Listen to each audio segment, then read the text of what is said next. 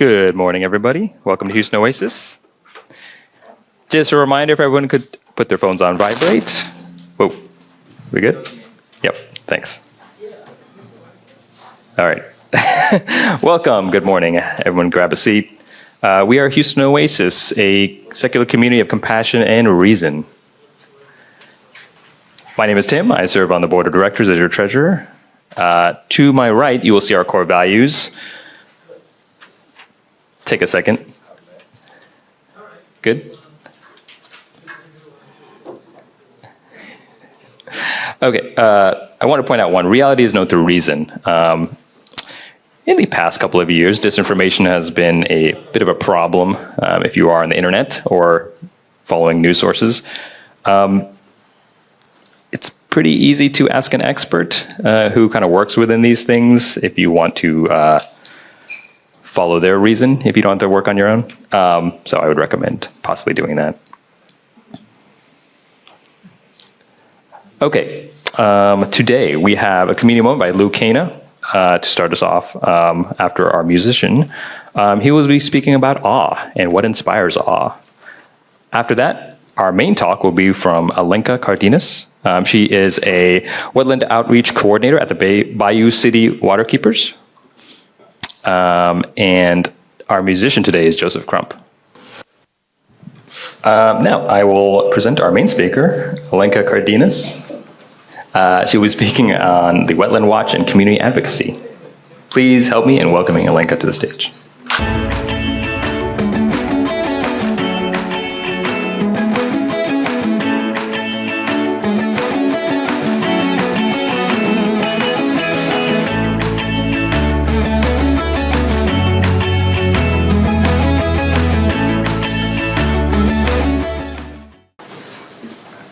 Hello, my name is Alenka Cardenas and I'm with Bayou City Waterkeeper, and today I'm going to be talking to you about some of the things we're doing involving community advocacy in our Wetland Watch program. Okay, cool. So by a show of hands, have y'all heard of Bayou City Waterkeeper? No? Okay, cool. So we are an environmental advocacy organization focusing mostly on kind of blending science and law. A lot of the work we do is around infrastructure and sewage currently, and the preservation of wetlands. And we do this through organizing. We have a full legal team and a science team as well. Okay, cool.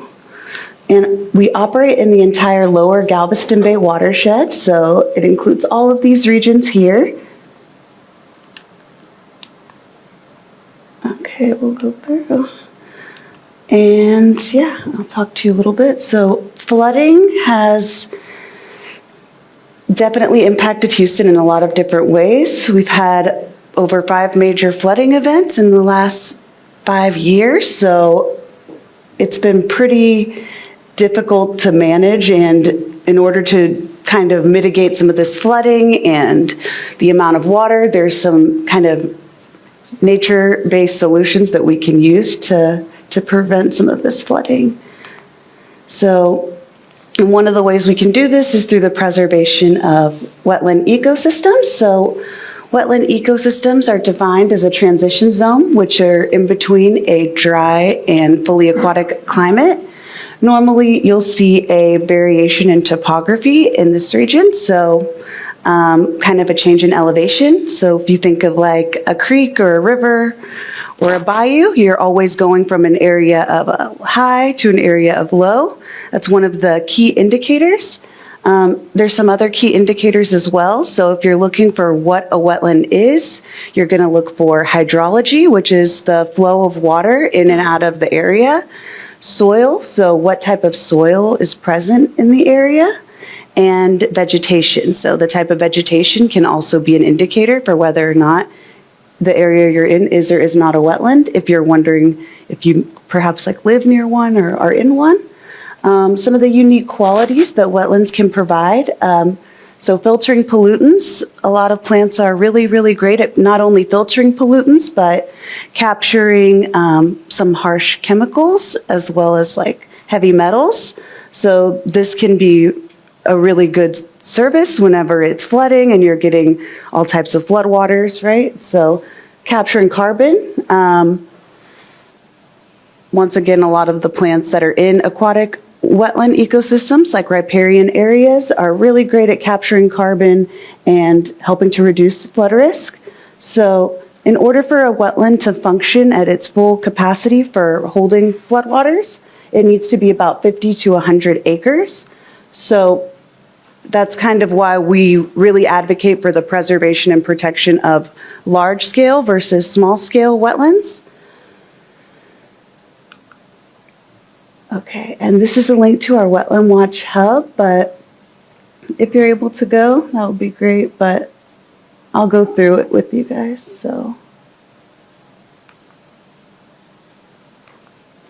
So our story map. So we can talk a little bit about where our 5 critical wetland regions are located. These are 5 areas that we've identified as having large acreage of wetlands that are haven't been destroyed or altered in any way. And so this is great because preservation is a lot more effective and cheaper than having to kind of go back and make those changes like restoration, which is good, but it's easier to just keep what you have, especially if you have the large acreage. So let's see, I don't see if you can see this one here. That is good. Okay, so Lake Houston Flatwood Wetlands, kind of up here in this region.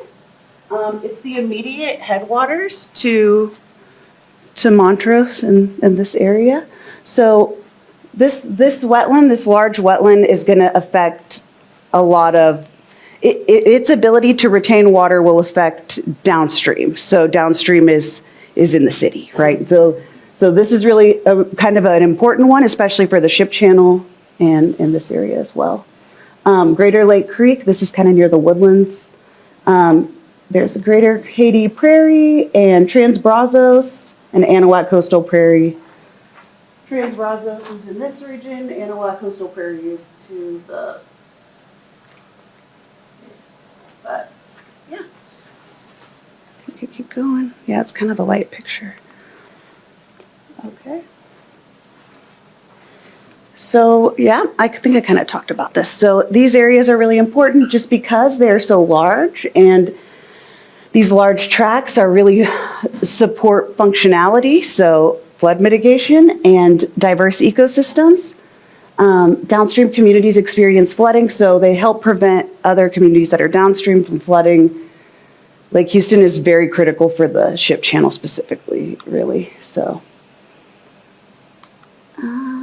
Okay, cool. And it's also our main source of drinking water and for the city of Houston. So it's really important that that area is like making sure that it's preserved so that it can function for filtration as well. And you don't get sediment things in your water. It's good. So, okay. And then our Wetland Watch Hub, we have our story map. So it goes over some different things. You can learn more about wetlands, which one you live near. And it kind of goes into more detail on each of the specific wetland areas.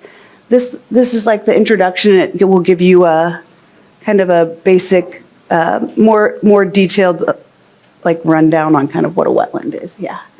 So yeah, this is our story map. Okay. Estuarine and tidal fringe wetlands. These are really important right now. I'll just talk about them a little bit, but so Galveston is the largest estuary in Texas. We have 2. There's one near Port Aransas as well.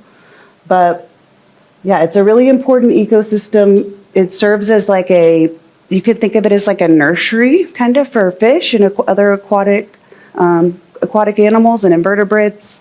And a lot of the plants that are in these estuaries or fringe areas, you'll see this, like, if you're driving to Galveston, like, it kind of looks familiar. This is kind of what people think of when they think of a wetland, but it's not necessarily the only type. But yeah, they're really important for carbon capturing as well. They're really efficient for carbon capturing, the plants that are in this ecosystem, like algae. Okay. So let's see. Yeah, so there's 5 different regions, and this one talks about all of them. So Houston Flatwood Wetlands has about 130,000 acres of untouched wetland areas, slow floodwaters, so a lot of controlled floodwaters, lots of channelization and like dams in that area. But yeah, it's really good for filtering sediment, so I think I talked about that. And it's been pretty impacted by development over the last 20 years, if you're familiar with that area. So this is an example. Lake Houston's a really good example that I like to use mostly because it's the headwaters for a lot of the city, and also it has probably, maybe Katy has had a lot too, the Katy Prairie, but it's had a lot of like rapid development, so it's easy to see like a before and after. So if you look, you can see this is 1986, Lake Houston, and then this is in 2020. So they pretty much developed this entire side. So yeah. There's still 60,000 acres intact in this specific region, so that's good. We can still advocate for the protection of what is still left to preserve. So here, we can keep going. Talk about our mapper. Yes, so the mapper is really fun. If you get the chance, you should definitely try to use it. I'm going to go through like some slides. We'll talk about it a little bit, but it kind of looks like this. You can search any place, so you can search your address, and we'll do Sheldon Lake State Park as my example. You can zoom out, and it gives you some layers. So this is U.S. Fish and Wildlife Service's National Wetland Index. So these are the different wetland areas that are identified through them. And it's on this mapper, and we have a couple other layers with different maps that we've pulled. So instead of having to go to all those maps, you could just go to ours and you'll see. So if you want to see if you live near a wetland, you can look and see which one's been identified. And in Sheldon Lake, these are the ones that are identified: freshwater emergent, freshwater forested shrub, freshwater pond, lake, and ravine. So one of the things that we're kind of having everyone's kind of having some challenges with right now is that there was a Supreme Court ruling, Sackett, which rolled back a lot of protections for wetlands.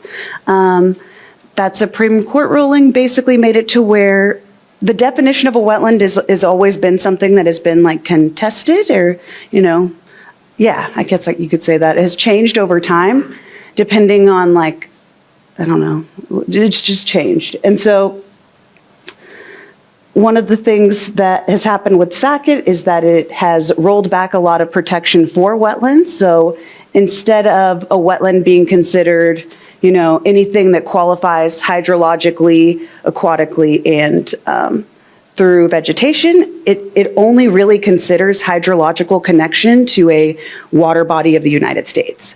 So that pretty much it's not been good for areas like Lake Houston or Katy or anywhere that's more north that might not have a really immediate direct connection, but it's still a wetland, and it's still like freshwater emergent or shrub wetlands. So like forested wetland areas, like the Brazoria area has a lot of like the bottomland. So lots of like forested wetland areas are kind of at risk because of this. And it's hard to advocate for their protection because there's really no actual legal protection under the federal law, and we have no state law so to protect against that. So that makes it kind of difficult as well.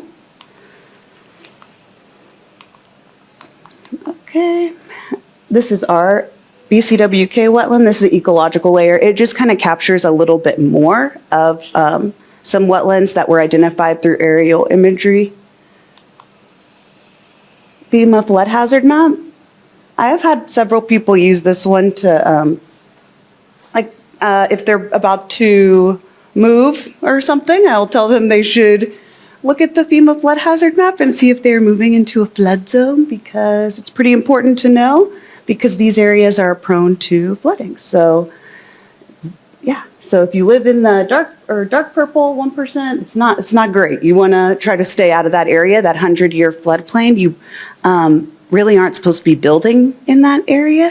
So, yeah, if you're living in that space, it's good to know. A lot of times you'll see developments kind of happen right on the cusp, where it's like on the cusp of a 500 and 100-year floodplain, and because of the development, you'll see more flooding, because it ends up turning that area into, it becomes more flood prone because of the development. Okay.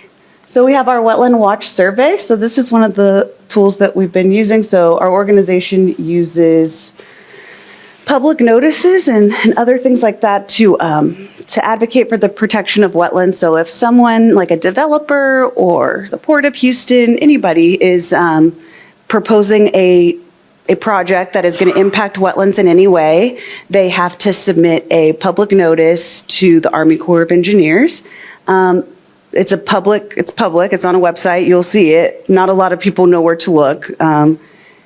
It's a giant long document, and they're pretty sneaky about like having their meetings and stuff, so it'll be like a day later or something like that. And so we try to stay on top of it and submit complaints when we can.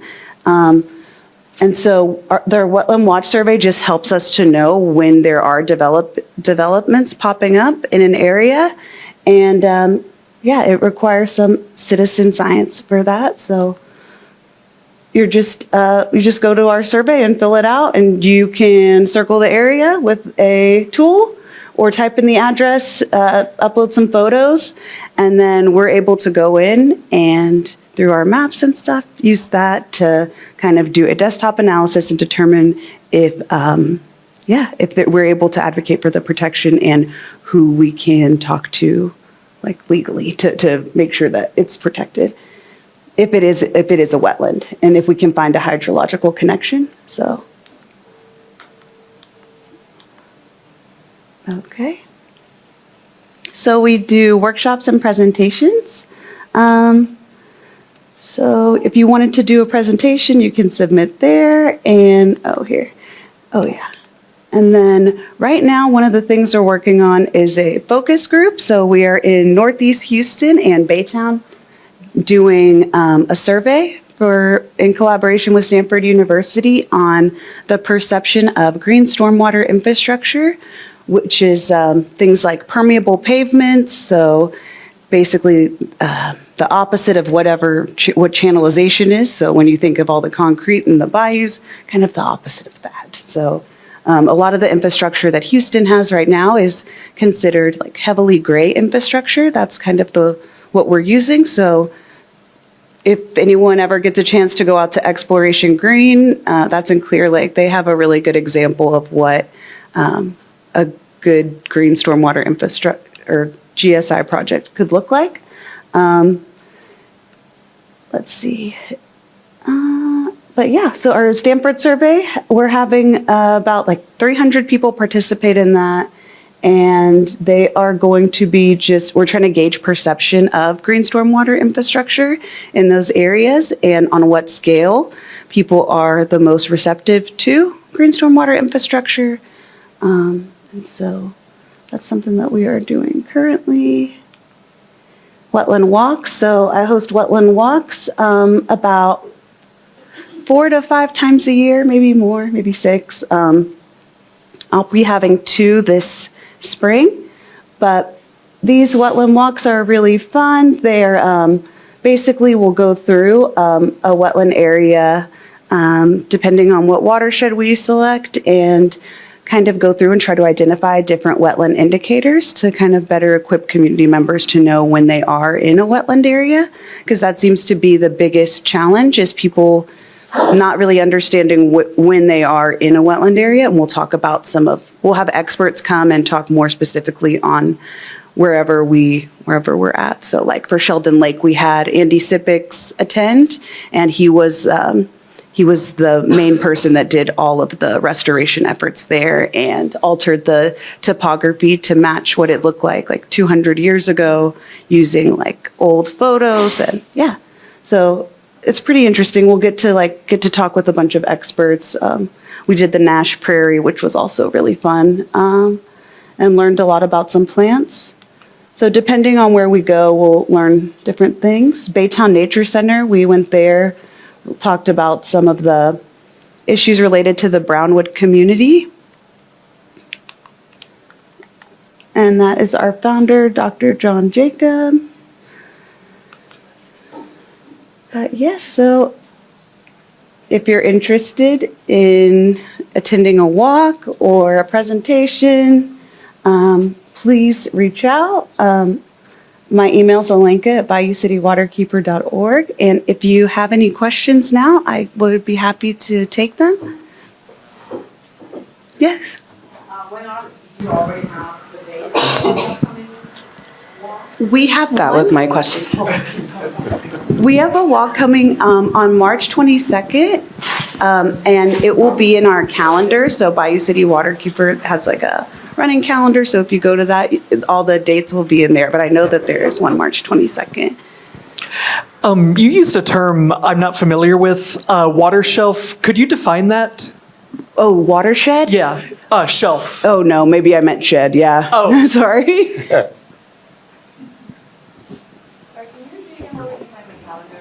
Oh, yeah, it's going to be on our website, so BayouCityWaterkeeper.org, and then it has like a calendar. I think it's on the first page. At the bottom, there's like a small calendar, and it'll show.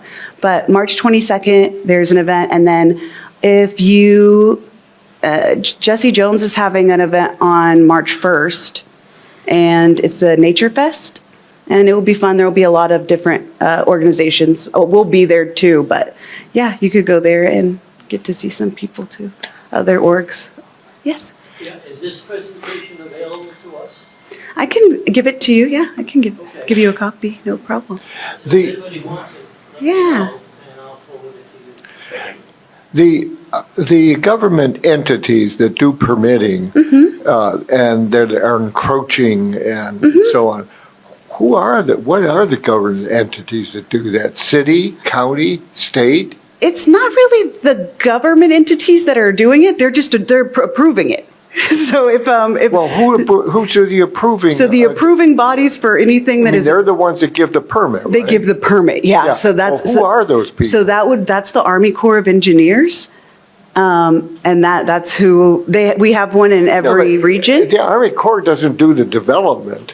No, but anyone that does the development, so it could be any developer. It could be the Port of So the developer goes to Houston. the Army Corps, and then the Army Corps is what makes a decision on Yes, what yes. input does the public have in that? Yes, so that's where Nothing? No, yeah, so that's where, so they post it, they have to like post it. And when they post it, you're allowed to, or organizations and people, like any person is allowed to submit basically a letter saying why you don't agree, and you can cite your facts. And if you have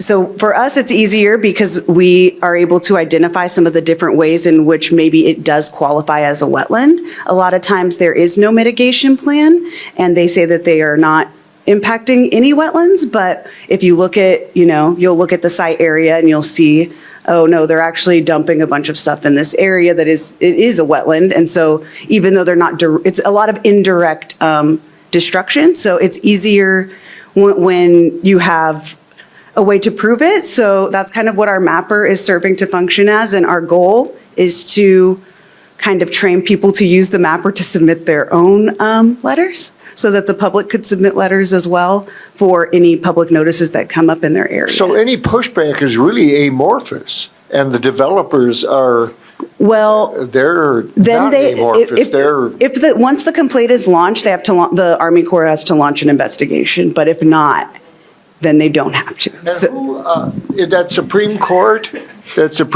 decision, who are the litigants? Who? Yeah, though, you mentioned that there was a definition, a legal definition of wetland. Now, there was that. This happened- before the Supreme Court. Was This- that state Supreme Court or federal Supreme Federal. Court? It was the federal Supreme Court. And who are there are two parties to that. One that defends and one that wants to change. Who are the parties?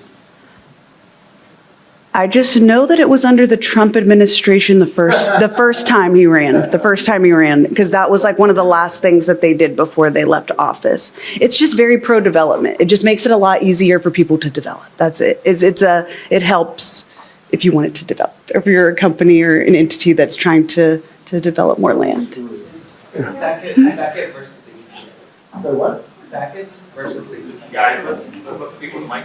Oh, it's okay. Hi, question over here.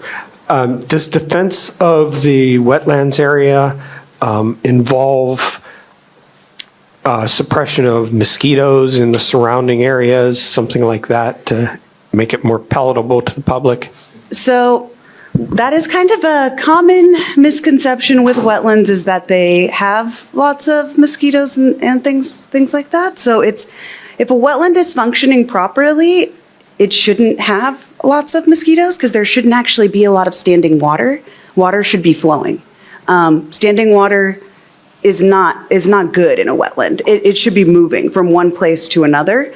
And if it's not, normally that a lot of times, like if you're seeing that issue come up like in an area, it's because of human intervention and there's something that's been blocked or stopped. And so now we've created a standing pool, and that's not good. So if you go to Jesse Jones, that's a really good example. They have a lot of wetlands that are, they have a lot of damselflies. So there's a lot of organisms that will eat mosquitoes and mosquito larvae, and if it's functioning properly, it will work without having lots of them. And yeah, it can work if it's preserved in the right way and hydrologically considered. The flow of water has to be considered.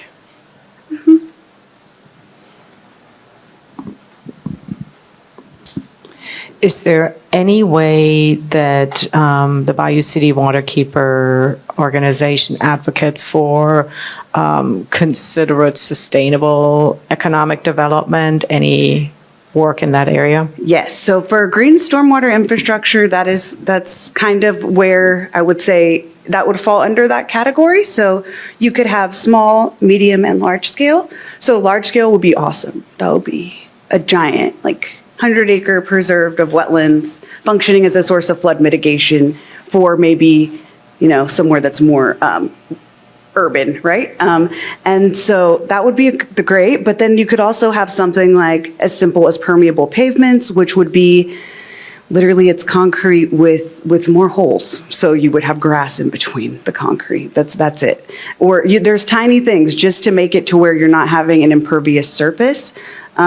Or instead of building a detention pond that is just grass, like Bermuda grass, you would put native wetland plants in it that are actually functioning to filter the water, and it's actually serving a purpose as a wetland instead of as just a kind of random pond that is oftentimes pretty mosquito filled and with very little biodiversity. But yeah. What would you say is the majority of the work the Bayou City Waterkeeper does? Is it a lot of pushing back against permitting or legislation, or is it education, or is it direct work with help with preserving the wetland?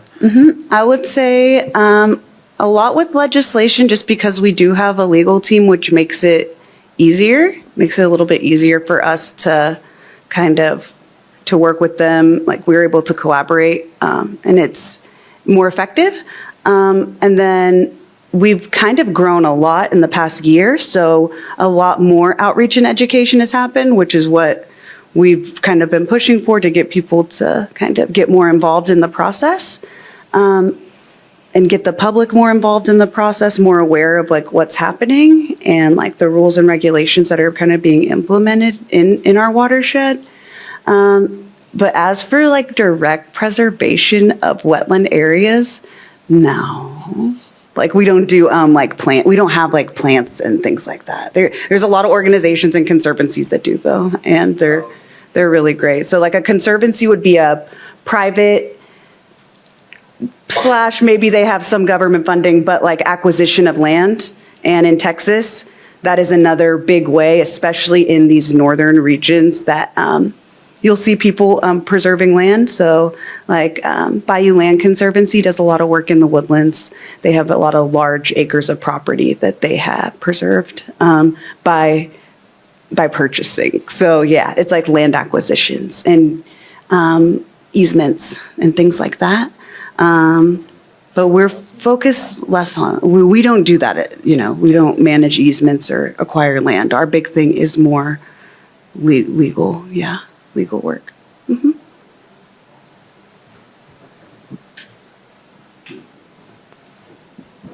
So our legislature is, of course, starting to meet again, started meeting again, and water is a big issue for them. I mean, especially, going projected growth within Texas is quite distinct, and they are worried about sustainability and water supply for that. Are you guys involved in that at all? We don't do a lot of supply of water as much, or drinking water. Not really, not either of those. Okay. But there is a lot of money coming in for GSI projects, and they are kind of changing their ranking system for how they're determining if they should do a project or not. And sometimes, and they're talking about kind of making it to where the criteria includes some nature-based solutions. So if you have, if you check some of the boxes that would be like nature-based solutions, then you're more likely to get the funding. So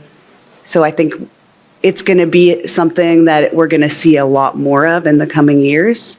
I think the reason that we haven't seen as much is just because Houston developed really fast, and they put a lot of concrete in at one time, and that it's hard to take it out once it's in. But anything new that's coming, I think they're going to be making these considerations, especially for downstream areas and like city areas, because it's also like a beautification factor too, right? And like quality of living and things like that. No one wants to live like all concrete. So yeah. Thanks everybody for your questions. Thank you so much. Give Alenka a round of applause. Thank you. We will now be hearing from Lucana, who will be giving a community moment on his thoughts on that inspire awe. You too can give a community moment if you reach out to speak@HoustonOasis.org if you have an idea, if you cool book you read or an idea you want to share with the community. All right, Lou, come on up.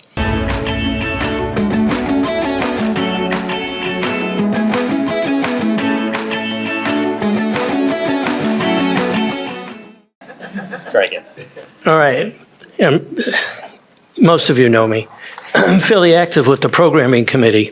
We're the folks that identify, vet, and schedule our main speakers, such as Alenka, who's on her way. She promises. We meet about once a month over Zoom, the members of the programming committee, to discuss leads that we have, et cetera. So if any of you know somebody who you think might have interest in being a speaker for Oasis, or if you would, please contact Jake or Verena or myself. You hear me now? Yes. Okay, let's see how this works. Well, I know what's on the next slide. During one of our prior meetings, the subject of awe, AWE, came up. That was actually Tim Sledge's idea. And we batted it around a little bit. And then when I got home, I thought, So, I want to talk to you about being awestruck. Now, I'll give you an example from my own life. Several years ago, I was out at the Grand Canyon. Gorgeous. I bet you a lot of you have been there. Yeah. But I knew what to expect. I had seen videos and pictures, so it was wonderful, but it wasn't a surprise. What I want to talk to you about is the situations where you see something that's awesome or awestruck, but you weren't expecting it. So,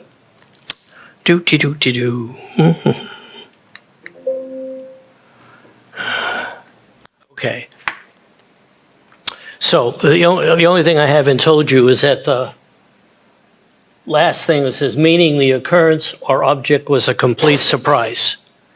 I'm fortunate enough to have several of those, but nothing compares to this. Not even close. I was on a catamaran with about 20 other people off the coast of Santa Barbara in California. The water was rough, so only one person got to use the head because he was in there all the time. So we got a few miles out, and I'll show you what absolutely floored me. You all know what that is? It's a blue whale, the largest creature that has ever lived.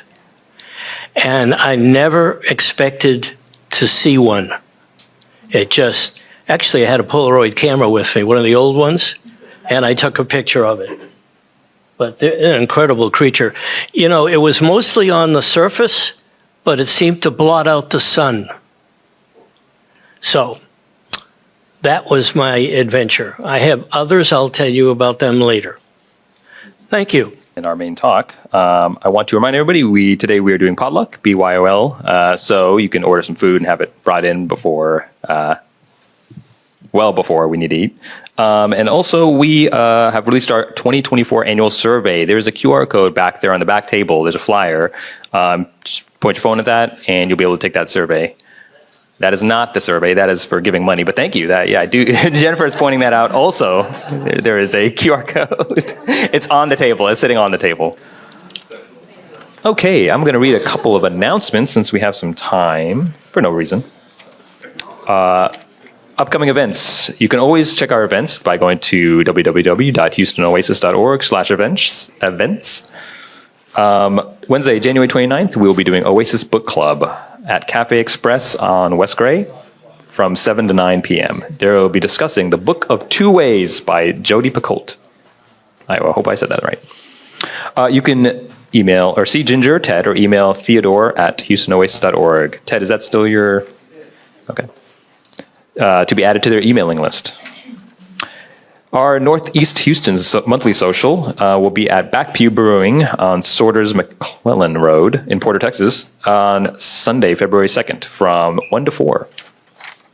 Northeast Harris County area, which there's a lot of people who obviously cannot make it down.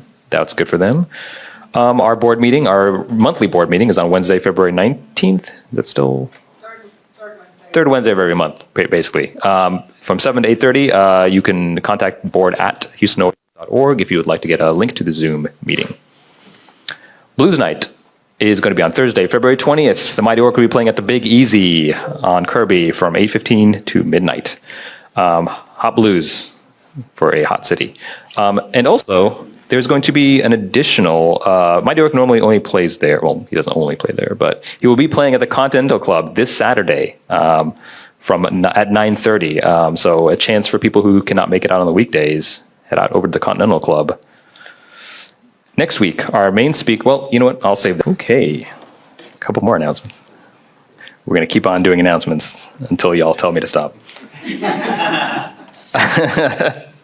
Actually, I did want to remind people that we had board elections in January, and we had some board members drop off, Will, Judy, Pete, and we got new board members. If you have not heard this announcement before, Georgia Lippincott has taken Pete's spot, has joined us. She is going to be a great asset for our Kids Room program. And returning is Alexis Podeman, our previous board member and president. It's going to be great. It's good to have a full team. On February 9th, we will be doing a volunteer speed dating. It's weird sounding, but the idea is we're going to kind of explain what our committees are and what you, if you are interested in, would be doing on those committees. So the committees will be setting up tables here somewhere in the room, and you can speak to the committee leads or the board members who will be out there and kind of get a good idea of what they're really there to do. The board and the volunteers do a lot of work, so it's important that we get help where we can, and make Oasis a much better place. Okay. But for next Sunday, on February 2nd, our main speaker will be Andrea Murray. She will be presenting on how to spot skin cancer, very important. And lunch will be at Katz's Deli on Westheimer. And to be determined musician. I heard a door close. That's good. I have a couple of more things to announce. Let me just pull up upcoming events for Houston Oasis. We have books on sale. Instead of me carrying them around, I have a list out there. Anytime, head back there. If you want to look at the books, just contact me and I will either bring them with me or you can pay for them and I will bring them next time. I want to get a nice little library going of books from our speakers, any sort of, good materials. If you have a recommendation, send them to board@ or tim@houstonoasis.org. Reading is fundamental, so kind of important announcements, but I'll just repeat a few of them. We have an annual survey up. Your feedback is greatly appreciated. It's very important. It's how we actually plan some programming and stuff like that. And it's a good way to give us, your thoughts on things. Remember, we have BOIL potluck right after this. Stick around. We're just going to move the chairs and bring out the tables. So if y'all could help with that. And then Houston Oasis is a donor-funded organization. So there are ways to give on the back of our bulletins and on the flyer in the back. We pay for the rooms. We pay for childcare, actually, if you need to stow your kids over there. And other things. So if you can give, we appreciate it. If you can't, that's fine. Just showing up is why we're here, basically, as a community. So, thank you so much. We're going to hear one last song from Joe. He's going to play us out before our potluck.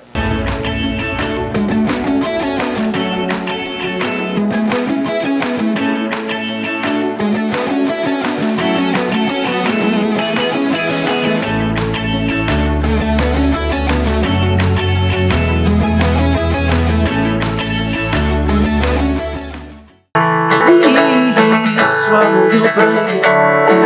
If I have it, you need to know. No one can fill those of your needs that you won't let show. You just come along, my brother, when you need a hand. We all need somebody to lean on. I just might have a problem that you'd understand. We all need somebody to lean on me. When you're not strong, I'll be your friend. I'll help you carry on. It won't be long till I'm gonna need somebody to lean on. You just call on me, brother, when you need a hand. We all need somebody to lean on. I just may have a problem that you'd understand. We all need somebody to lean on. When you're not strong, I'll be your friend. I'll help you carry on. It won't be long till I'm gonna need somebody to lean on. We all need somebody to lean on.